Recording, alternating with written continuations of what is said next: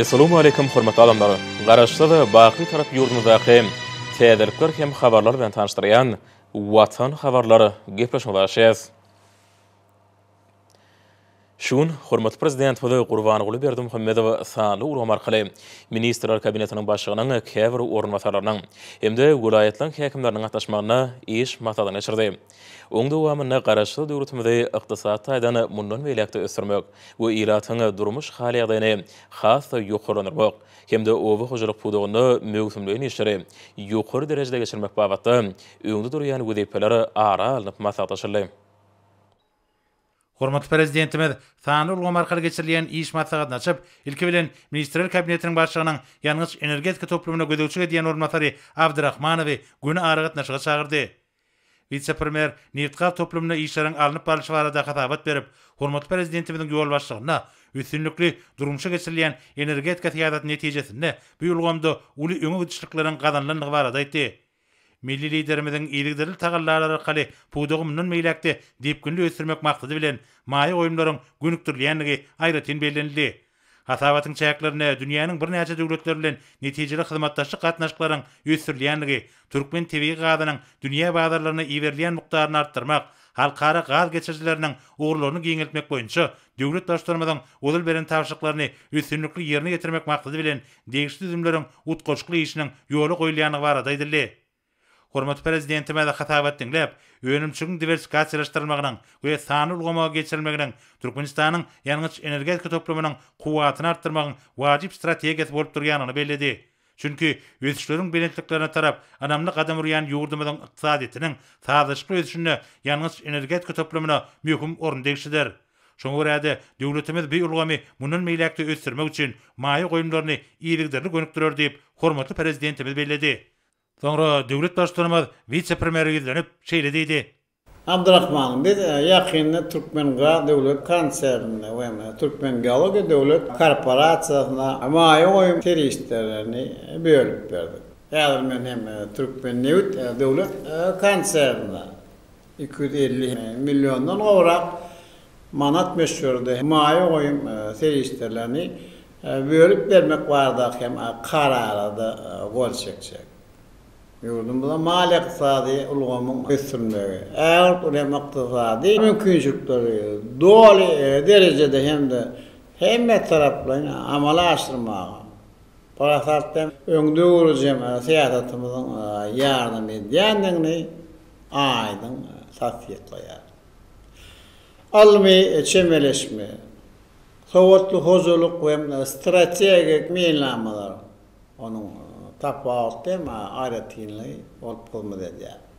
Bu syýasatyň üstünliklemalaşdyrmagyň hem netijesinde atawatanyň öz hem puwduklaryny ösürmek üçin uly meşhurdy maliýe serişdelerini maýy goýup bilen hem ullawsyan hem ykdysat taýdan kuwatly döwlete öwrülýär. Menine inni bundan beýlekde Neftkaz toplumyna bu netijeler hem gazanmagy size de hem ol üstünlikleri arz edýär.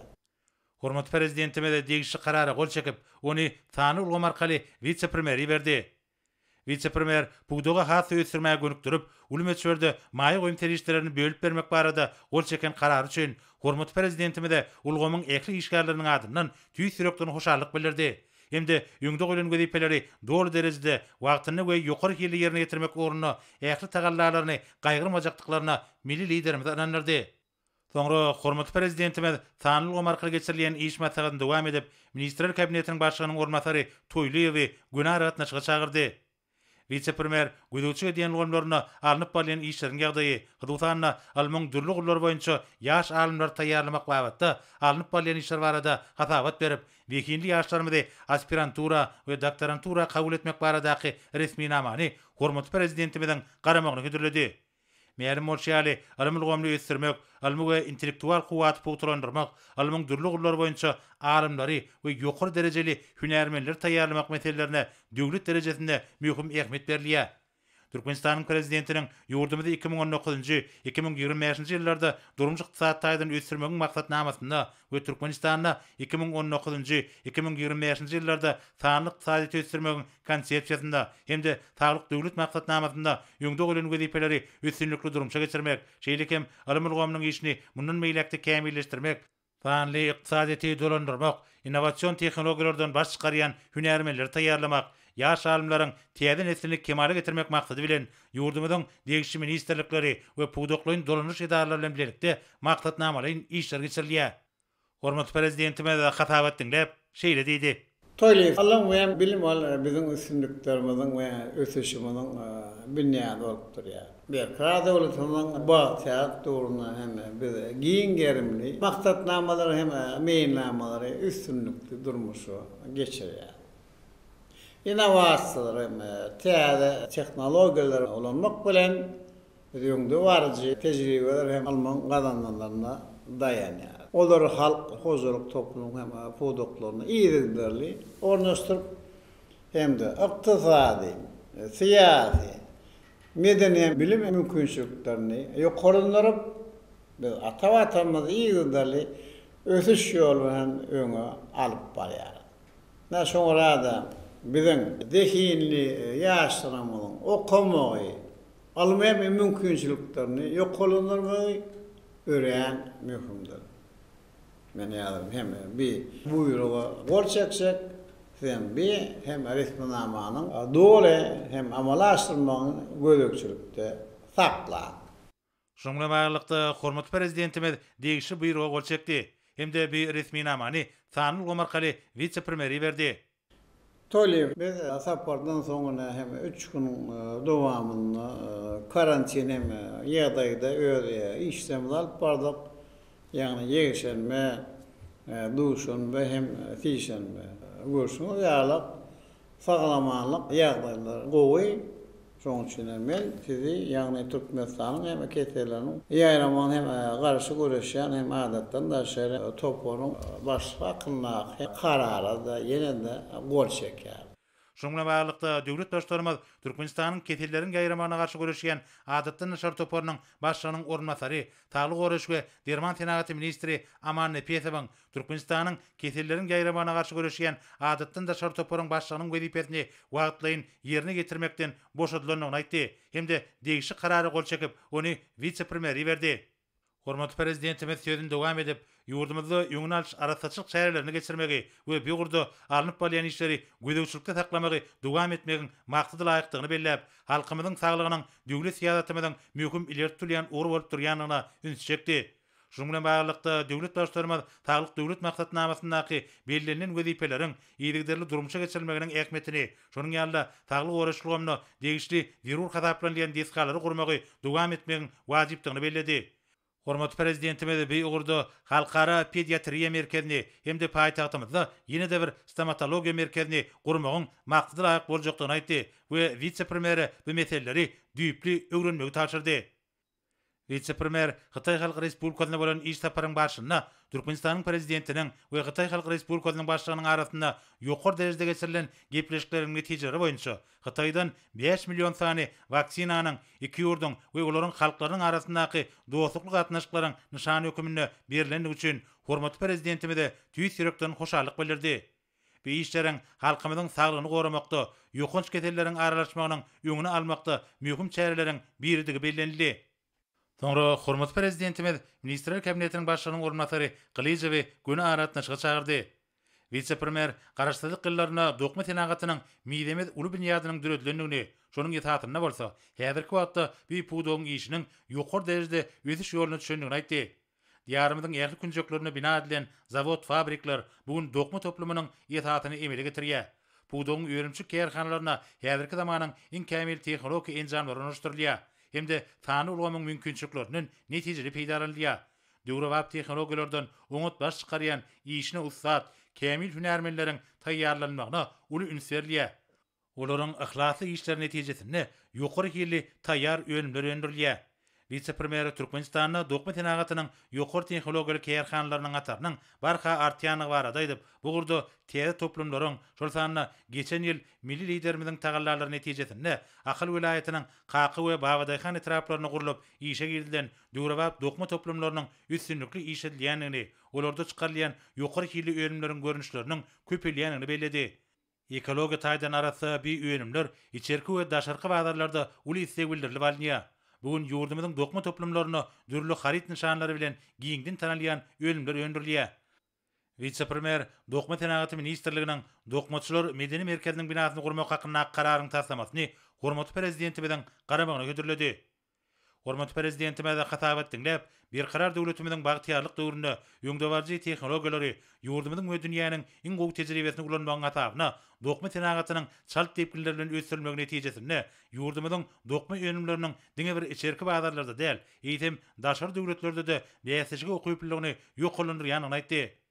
Milli liderimiz dokma öýünlerini öýündirjileriň hemde türkmen dizaynerleriniň içerki bazaryň isleglerini öwrenmek we ilatyň mögsümliğin isteglerinden uralmak bilen alyp barýan işleriniň üstünlükleri besenýänini, bu işleriň halkymyzyň medeniýetini ýokalandyrmakda da ähmiýetli orny eýleýänini, munyň bolsa iýleşlerimiziň gögünni galkındyrýanyny bellädi. Şoňa görä-de häzirki wagtda watandaşlarymyzyň medeni we ruhy taýdan galkynýan döwrüne bu gurda sunma dussatlarynyň münasip eserler döretmek üçin watanymyzda hemme şertler üpjünedilýär. Hatda pudoklaryň, şol sanna dokma pudogynyň dörejlik toparlary joşgunly çykyşlary bilen bir karar döwletimiziň bagtyarlyk döwrüne gadanlayan üstünlikleri wasp edip, halkymyzyň ruh felentligini artdyrýarlar. Şunda medeni merkezleriň ýerine getirýän işleri möhüm orna gelýär.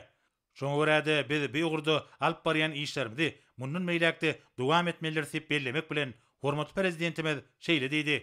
Hormatly adamlar, sizin bilişiniz ýaly durnukluluk, agdywirlik bilen ruhy bütünlük bola gadymy döwürden bäri türkmenler üçin güýç kuwatyna mundan şamy bolup geldi.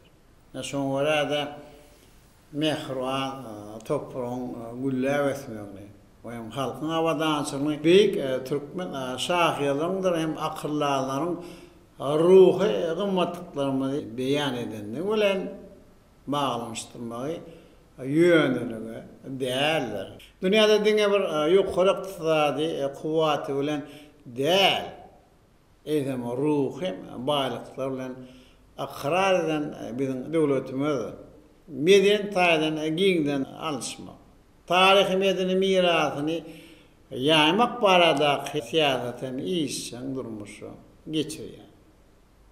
Halkyň ruhy gymmatlygyny goraýjy we hem dünýäde wagt edici ýaş zehinler terbiýelemek serýise hökmüne medeniýeti ägert ulem orun degişledi. Medeniýet adamlaryň aň düşünjesini, rahmet işçiňliňi ýokalandyrýar. Halkyň beýik işlere birleşdirýän we hem ruhlandyrýan kuwaty güýç bolupdyrýar. Hem şahyrlaryň hem kyssaçylaryň tolgundyrjy fetirleri. Başyň sadanlaryň ajaýyp mukamlary, suratkeşleriň işleri hiç kimi bir para koymayan. Bizim ehli üstünlüklerimiz ve miyeten sepetlerimiz medeniyet bilen ayrılmaz bağlılar. Şoňa görä-de döwletimiz milli medeniyetimizi ösdürmäge we baýlaşdyrmaga da ýerli serişleri goýberýär. Häzir men dokma Senagat ministriniň Dokmaçylar Medeni Merkeziniň binasyny gurmak barada hem karary gol çekjek. Hormatly prezidentimiz degişi karary gol çekip resmi namany Sanyl Gomarkaly vice-premieri berdi.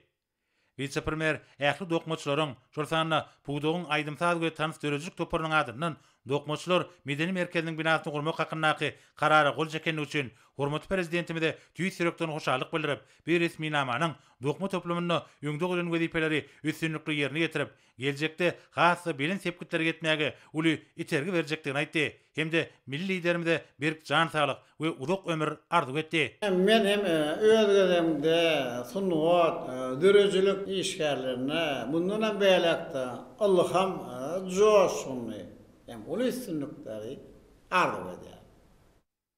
Sanly markaly geçirilýän iş maslahaty soňra vilayatlanyň häkimleriniň hemde ministrler kabinetiniň başçylygynyň owajyk toplumyna gödekçi edýän ornatary Urad Geldiýewiň gatnaşmagyna dowam etdi. Hormatly prezidentimiz ilki bilen Ahal vilayatynyň häkimi Gurbanowa söz berdi. Häkim Milli Geňeşiň halk maslahatynyň nowatdan daşary mejlisine taýýarlyk görmek, ony guramaçylyk we ýokary derejede geçirmek bilen baglanşykly alınıp bolýan işler barada adabat berdi. Şeýlekem wilayatdaky işleriň ýagdaýy, gowy çekişine taýýarlyk görmegiň barşy, hususan ekin meýdanlaryny möwsime göwnüjay taýýarlamak, ýerleri sürmek we tekillemek boýunça görülýän çäreler barada adabat berildi. Soňra hormatly prezidentimiz Balkyn wilayatynyň häkimi Atahalliýew söz berdi. Häkim halk maslahatynyň nowatdan daşary mejlisine taýýarlyk görüşi barada adabat berdi. Hatawatyň başyna şeýlekem wilayatyň oýtanagy toplumynyň işleriň ýagdaýy, ekrançyk meýdanlaryna alınıp barýan möwsümleýin çäreler barada aýdyldy. Soňra döwlet başçylygymyz Daşoğul wilayatynyň häkimi Nazar Muradow söz berdi. Häkim halk maslahatynyň nowatdan daşary mejlisini guramaçylyk geçirmek babatda ýerine getirilýän çäreler barada hatabat berdi.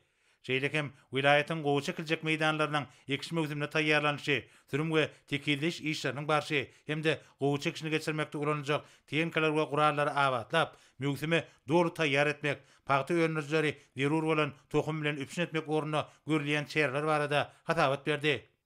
Soňra hormatly prezidentimiz Lewap wilayatynyň häkimi Amangelliýew söz berdi.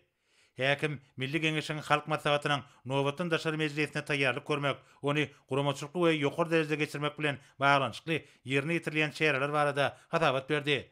Şeýlekem wilayatda owajylyk işleriniň ýagdaýy, gowçy we beýlek ekinleriň ekşine taýýarlyk görülşi hemde owa milli maksatnamasynda şu ýyl bellenlen işleriň öýe wagtyna ýerine getirilmegine gadanmak ornuna görülýän çäreler barada hatabat berildi.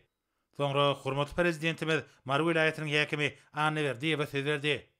Häkim wilayatda halk maslahatynyň nowatdan daşary mejlisine taýýarlyk görmek we bu meselelerden gelip çykan wezipeleri çözmek bilen baglanşykly işleriň ýerine getirişi barada adabat berdi.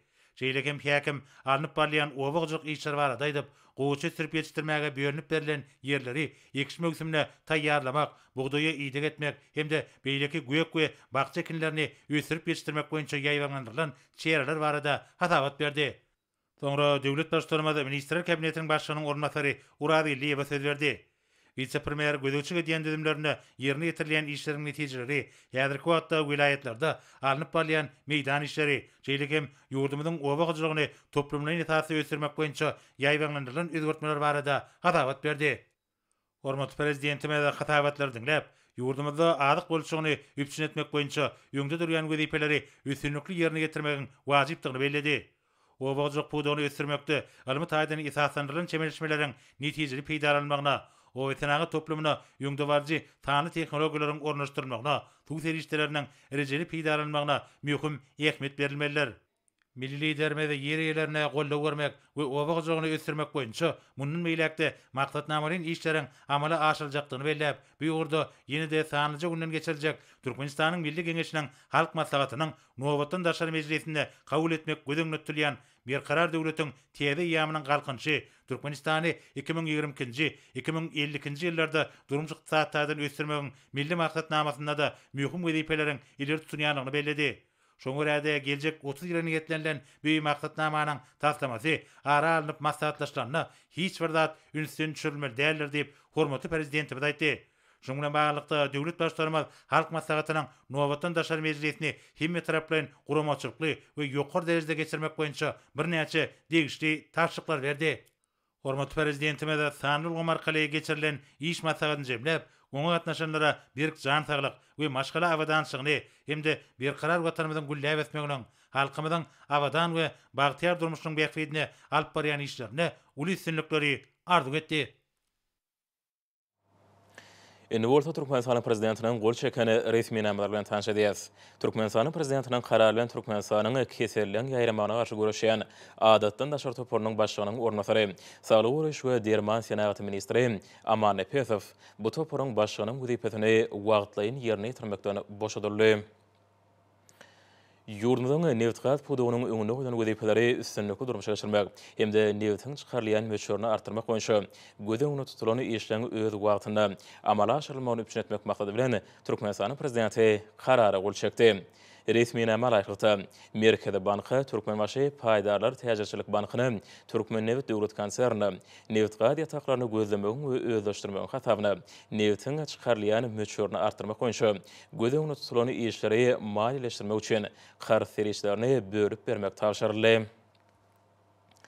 Berqarar döwletimiziň bagtyrlyk döwrüne ýurdumyzyň medeniýet we sunugat gulgamyny ösürmek boýunça amala aşyrylýan işleri dowam etdirmek hemde döwletçilik işgärlerini höwetlendirmek maksady bilen Türkmenistanyň prezidenti karary gol çekdi. Resmi näme laýykda Dokument Senaty ministrligine Aşgabat şäheriniň Seydi köçetiniň urundy. Bu ministrligiň dokmaçylary medeni merkeziniň binasynyň taslamatyny düzmek we ony enjamlaşdyryp, ýanaşyk ýerleri awadanlaşdyryp gurmak barada dokma hyzmat döwlet kärhanasy bilen şertnama baglaşmaga ygtyýar berildi. Guruluşy işlerini 2022-nji ýylyň fevral aýyna başlamak we binany 2024-nji ýylyň fevral aýyna ulanmagy dogry taýýar edip tapşyrmak belenildi. Berqarar döwletimiziň bagtyrlyk döwrüne garaşy watanymyza amala aşyrylýan düýpli özgörtmeleri almy taýdany esaslandyrmak, ýurdumyzyň ykdysadyýetini, alym, bilim, medeniýet ulgamlaryny, alymyň gazananlaryny ornaşdyrmak, halkymyzyň taryhyny, medeniýetini, sunugatyny, dilini we edebiýatyny almy esaslarda öwrenmek hemde ýokary derejeli hünärmenleri we almy işgärleri taýýarlamak maksady bilen Türkmenistanyň prezidenti buyruk gol çekdi. Resmi näme laýykda 2022-nji ýylda alymyň uğurlary boýunça aspirantura, doktorantura kabul ediljek aspirantlaryň, doktorantlaryň hemde alymlyk derejelerini dalaşgarlygy, hasaba alınjak dalaşgarlygyň, şeýle kliniki ordinatura kabul ediljek ordinatorlaryň sany tasdiklanyldy.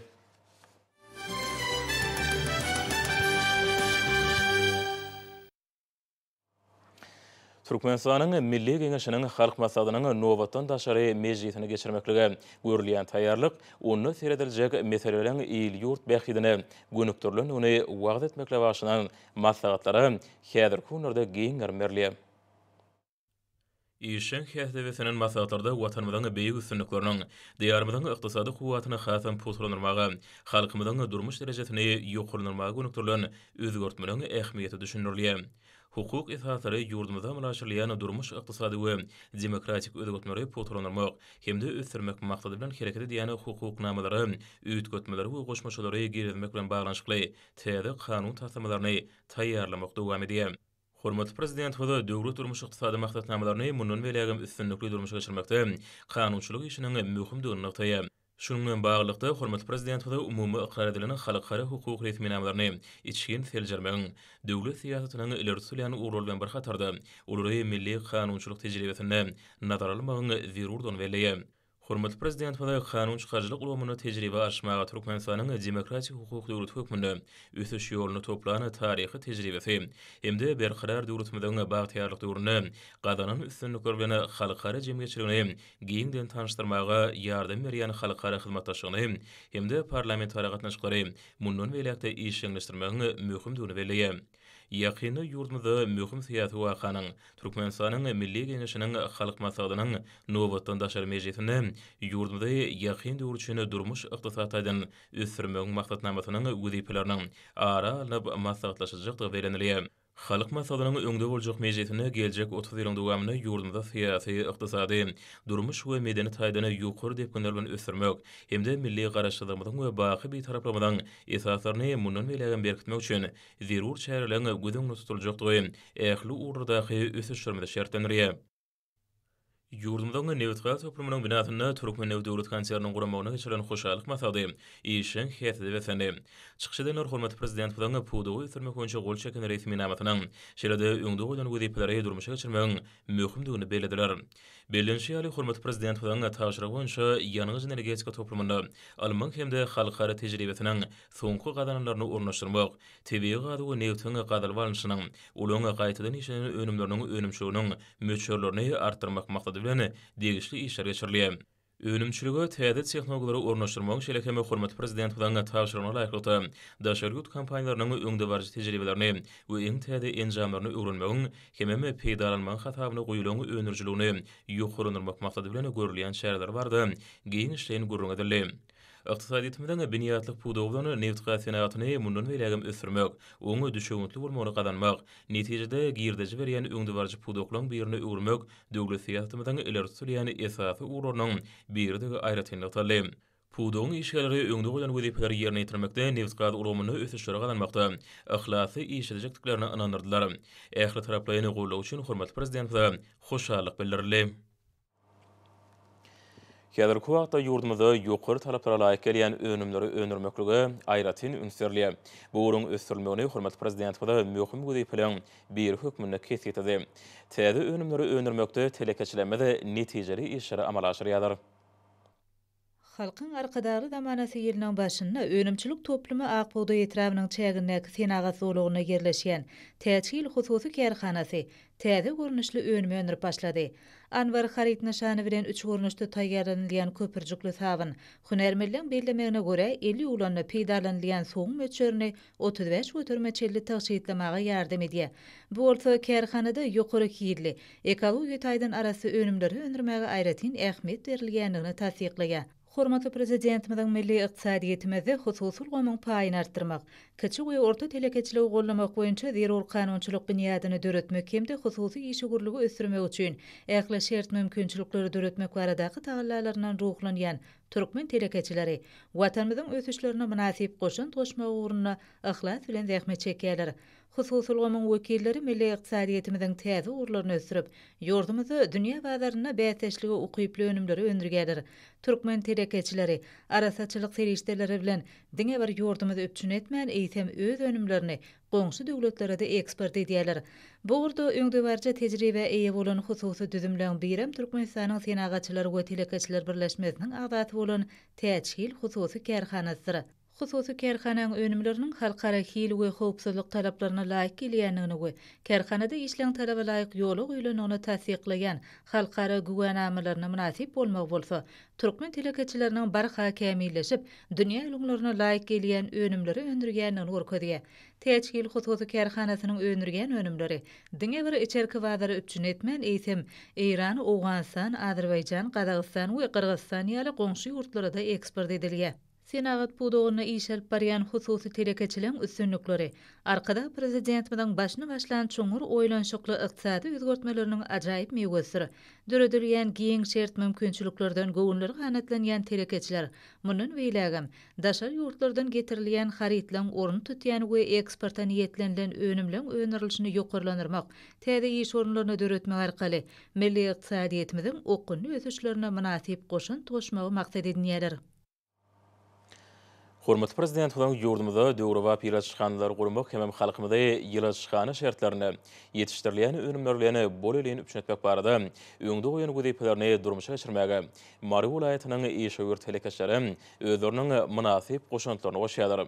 Öz işlerini döwrüň talaplaryna laýyk ýola goýan Sakarçaga etrabyna ýerleşýän Ferhar Hojalyk Jemgyýetining ýylaçxanasyna zähmet çekýän telekeçileri ýylaçxana şertlerine köp ýyllyk ösümlik bolan banany ösürip ýetişdirmekde bay iş tejribe toplaýarlar.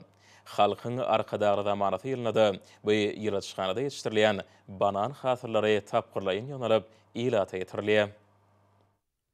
Berqarar döwletimiň bagtyrlykdygyny türkmen telekeşleriniň işgüli hyzmatdaşlygyny artdyrmak barada edilen aradalar döwlet tarapyndan olara berilýän gollawlar hemme ýeňillikler, hususy önüme önerjilen dörejlikli zähmet çekmegine amatly şertler döredýär. Baý asylly başlanýşlary özlerini ýol ýürürlük edinip işeýän işgüli telekeşler il ýurt bähritli işlere amal aşyrmak bilen halkymyza zerur bolan önümleri önermekde oňyny iş netijelerini gazanýarlar. Soňky ýyllarda işgüli telekeşlere daşary ýurtlaryna getirilýän önümlüğün bir neçe görünüşleri özü yurdumuzda ýylyçyşgany şertlerini ösdürip ýetişdirmäge de aýratyn ünseriýerler. Hormatly prezident bilen hususy ulgamyň oruny ýoklanmak barada edýän beýmeçür aradalarynyň netijesinde Sakarçagy tarabynyň Geňeş Daýhan birleşiginiň çäginde gurulan bu ýylyçyşganyň işgür telekeşleri subtropik eklim bolany banany bideňe toprak we howa şertlerine laýykly ýylyçyşgany şertlerine ýetişdirmekde baý iş tejribe toplaýarlar. Bu ýylyçyşganyň umumy tutýan meýdany 1 hektara barabar bolup, onu bananyň 3,5 müň düýbinden gowragy ösdürilip ýetişdirilýär. Ulugy urumly bu ýylyçyşgany hojalygy ýokary hili howa alışçylş enjamlary damjalaýan ýaş we ümür görnüşi, sugorş hemde ýylylyk ulgamlaryň üçedildi. Işgür telekeçiligiň ihlasy çekýän zähmetleri netijesinde bananyň her bir düýbi damjalaýan usuly suwy taşytly ulanma arkaly sugorulyp, suwuň düzümine ýerli we goşmaça dökünler garylyp imitlendirilýär. Güňejay idegi ýetirilip bideňe howa we toprak şertlerinde uýgunlaşan banan ösümlikleri öz hasyllaryny bolluk bilen içirýär. Mehriban arkadamydan daşary ýurtlaryna getirilýän önümlüň oruny tutup bilýän önümleri önermek we olaň meçhullerini artdyrmak barada berýän görkezmelerini ýerine ýetirmekde tutan ýerli zähmet çekýän Türkmenistanyň Senagatçylary we Telekeşler birleşmesiniň agzasy bolan Ferhar Hojulyk jemgyýetiniň telekeşleri şuňlara bananyň her bir düýbüne ihlasy ýetmek etmek bilen oňa ýetişen hasyllaryny ýygnamak işlerini tapgyrlaýyny alyp barýarlar. Alymyň gazananlaryny önümçülüge giňden ornaşdyrmak maksady bilen geçirilýän işleri oňuýyn netijelerini berýär. Yerli hunärmenler ýurdumyzda ýylyçyşgany şertlerini ýetişdirilen bananyň bol we bitkinlik hasylynyň her bir düýbüniň ortaça 45 kilogramdan gowrak hasyl içilýänini uly buýsonç bilen aýdýarlar. Şuňlar banany ýetişdirmekde ihlasy zähmet çekýän telekeşleri gözüňe dokunurýan banan hasyllaryny zaýatsız ýygnap olary içerki bazalarymyzda uğradýarlar. Ýetişen bu banan hasyllary içerki bazalarymyzda uly islige eýe bolmak bilen halkymyzyň bereketli toý taşaklarynyň hem bedegi bolýar. Bu ýylyçyşganyda banan ösümliginiň nahallary ýetişdirilýär. Öz işlerini döwrüň tarapyna laýyk ýola goýan işgür telekeşleri ýylyçyşganyda banan ösümligi bilen birlikde synaw hökmünde papaýa ösümligini ösdürip ýetişdirýärler. Tejribeli hunärmenler bideňe toprak we howa şertlerinde durnukly bolan papaýa ösümliginiň düýüp sany geljekde hasam artdyrmagy meýleşdirýärler. Ýurdumyň bazarlaryny bol önümlerle çetmäge münasip goşantony goşan işgür telekeşleri türkmen telekeşlerine berýän kömek durgulary hemde hususy ulgamy ösdürmek barada edýän taýytly taglalar üçin hormatly prezident we alkyş sözlerini aýdýarlar. Dutar ýatamak senetçiliginiň dutarda saz şarmak we bagşçylyk sunatynyň UNESCO-nyň adamzadyň maddi däl medeni mirasynyň sanawyna gezilme münasibetli dawarly maslahatlara giň ermerli. Berqarar döwletimiň bagtyrlykdygyny hormatly prezident bilen taýytly taglalar netijesinde milli medeni mirasymyzy aýaly saklamak döwlet siýasatynyň ileri tutulýan uğurlarynyň birini urly. Dutar ýatamak senetçiliginiň dutarda saz çalmak we bagçylyk sunatynyň UNESCO-nyň adamzadyň maddi däl medeni mirasynyň sanawyna girdilmegi münasibetli. Ýagşygellik Qaýwadyna Halkara Newit we Gazi Üniversitetine geçirilen maslahata ýokary ruhilentlik mahsus boldy. Milli liderimiziň şöhratly ata-babalarymyzdan miras galan dutar ýatamak senetçiliginiň dutarda saz çalmak we bagçylyk sunatynyň taryhyny, öz bolşy aýratynlyklaryny öwrenmek, dünýä ýaymak we geljek nesillere getirmek möhüm wezip bilen berdir diýen parasatly jümleleri çärelen özüni düzge. Şöhratly pederlerimiziň asylly däpleriniň münasip dowam etdirilmegi hemde türkmen aýdym saz medeniýetiniň halkymyzyň asyrlar boýy toý bayramlarynyň nyşany bolan saz guralynyň düredilmegi häzirki zaman şertlerini döwrüga päsiyeti eýe bolýar. Türkmenistanyň Medeniýet Ministrliginiň guramagyna Türkmen Döwlet Medeniýet Institutyna dutar ýatamak senetçiliginiň dutarda saz çalmak we bagçylyk sunatynyň UNESCO-nyň adamzadyň maddi däl medeni mirasynyň sanawyna girdilmegi münasibetli dutar dünýä medeniýetiniň genji hadinasyna goşulan milli miras mızratly dörüçülük duşu geçirildi.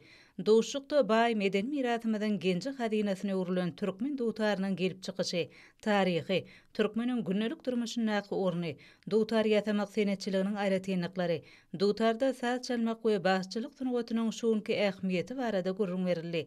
Türkmen halkynyň asyrlygyň dowamyna kämileşen dutarda ýerni ýetirjilik we başçylyk sunugatynyň gymmaty, gyzykly riwayetler, taryhy wakalar barada edilen çykyşlar, şeýlekem çäreň dowamyna bagşy sazanylan ýerni ýetiren halk aýdymlardyr sazlary duşuň täsirini hasym artdyrdy. Duşuga gatnaşyjylar şeýle eşretli zamanany peşkeş beren, milli medeniýetimizi, mirasymyzy arşa götüren, bu sunugatyň gadymy çeşmelerini öwrenmekde dünýä ýaýma uğruna giň mümkinçilikleri döredip beren gahrman arkadagymyza alkyş aýtdylar. Hormatly alymlar, Nurta ýurdumyň aýtyna we paýtagyň Aşgabatda 8-nji fevrala saat 20-den 9-njy fevrala saat 20-çe boljak howa bardy. Türkmenistanyň howa maglumatçylygynyň berýän habar bilen tanşyryň.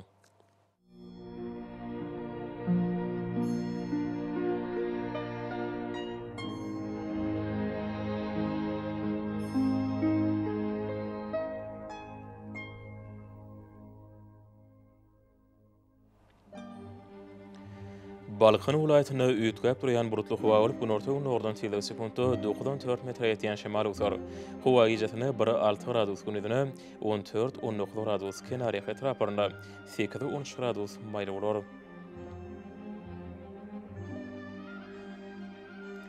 Ahal vilayatyna üýtgäp durýan burutly howa bolup, ömürli bolma mümkin. Günorta nordan tilde sekundda 8-13 metre ýetýän şemal utar. Howa gijetine 1 gradus sowukdan 4 gradus eşen maýl, gündüzine 13-18 gradus maýly bolar.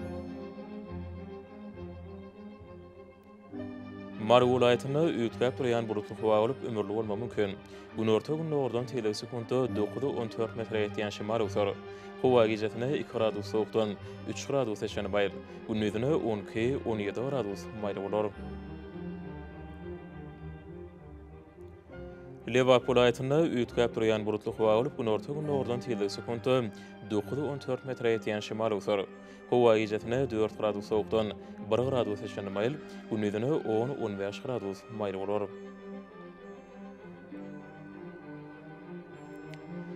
Daşow vilayatyna üýtgäp durýan burutly howa bolup, ömürli bolma mümkin.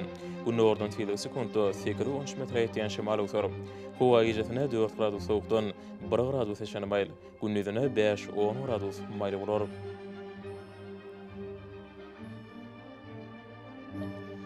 Paýtagyň Aşgabatda üýtgäp durýan burutly howa bolup, günorta nordan tilde sekundda 8-10 metre ýetýän şemal utar. Howa gijetine 0-2 gradus eşen, gündüzine 15-17 gradus maýly bolar.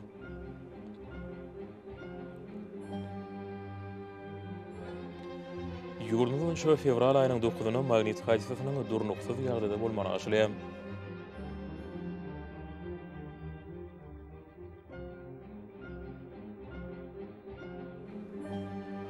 Ýa-da watandaşlar gyş pasyny günüň dowamyny howanyň derejesiniň üýtgäp durýanlygyny nazar alyp, pasylyň aýratynlyklaryna laýyklykda gynmegi.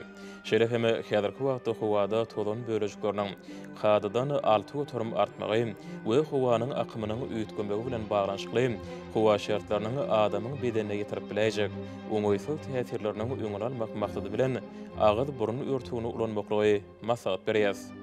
Howpsuz bolan 2 metr araçagy berjay etmek elleri arasynda saklamak zerurdur. Mehriban ýylaşar, bulary berk berjay etseňiz, ýylyň islenek pasynda öz saglygyňyzy gorap bilersiňiz.